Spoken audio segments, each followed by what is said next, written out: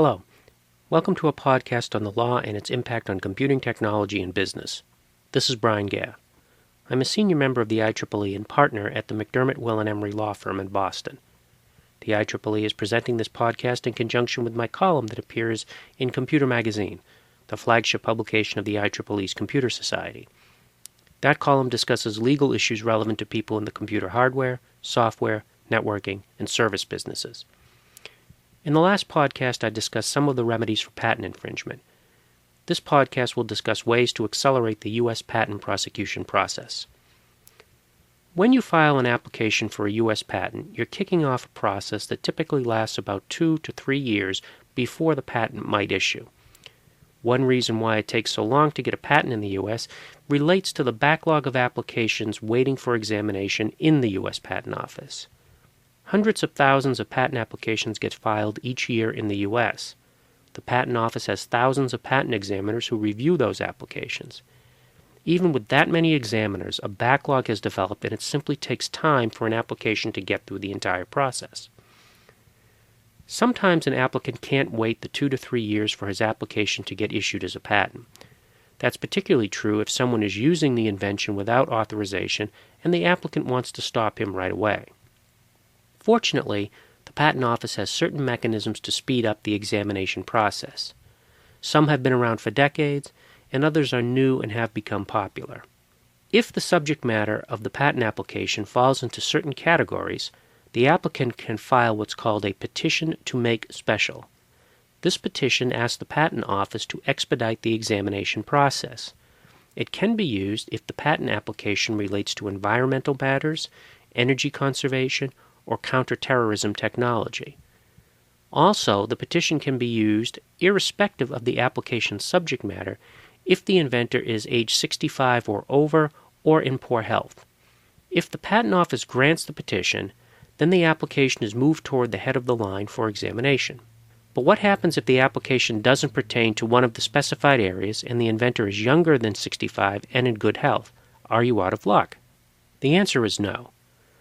But you're in for some hard and time-consuming work if you choose to proceed with the accelerated examination process.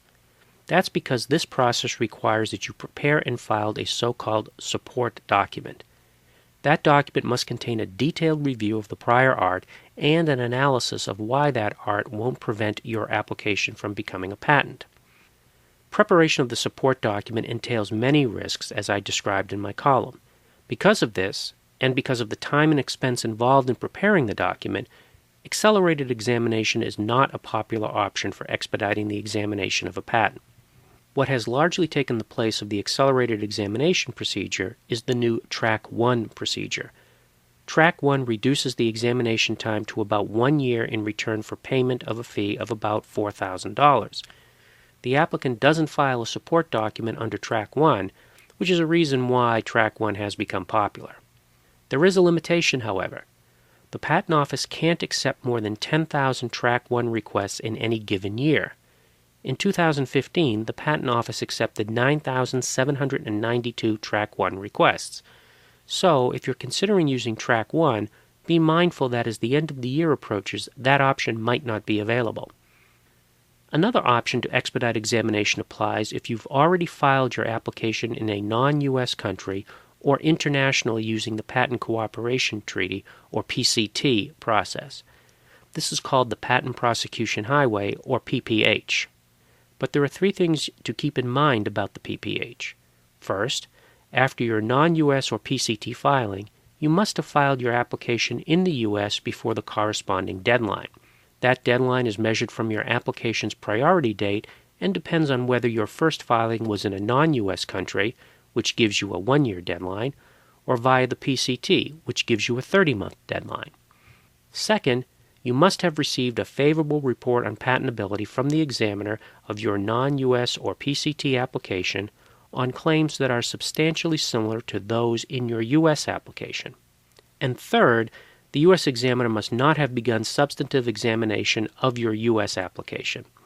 If these conditions are met, you can ask the U.S. Patent Office to use the PPH. There isn't a cost to do so, and the U.S. examiner will then rely on the prior favorable report on patentability. This can expedite the prosecution and potentially lead to an early allowance of your U.S. application. Two other ways to accelerate examination are available. They're based on two pilot programs in place at the U.S. Patent Office. These pilot programs are designed to increase the amount of communication between the patent applicant and the patent examiner. A goal is to resolve obstacles to patentability earlier by having open and frank discussions. The first program is called the First Action Interview Pilot Program. This allows the applicant and examiner to discuss the application before the examiner takes an official position on patentability. This discussion might be able to address and resolve concerns that the examiner has about the application, thereby facilitating the overall examination process. The second program is called the After Final Consideration Pilot 2.0 program. This allows the applicant to have a discussion with the examiner after a final unfavorable disposition that might clear the way for a reconsideration of the application. There isn't a cost to use either pilot program. Also, both programs can be used in the same application to help maximize the acceleration of examination. Thus, there are multiple options available to the applicant to reduce the time from filing an application to getting an issued patent. Talk with your patent attorney about what options are best for you and your application. I hope that you found this podcast helpful. Until next time, this is Brian Gaff. Feel free to contact me via email at bgaff@mwe.com. Thank you. Tom.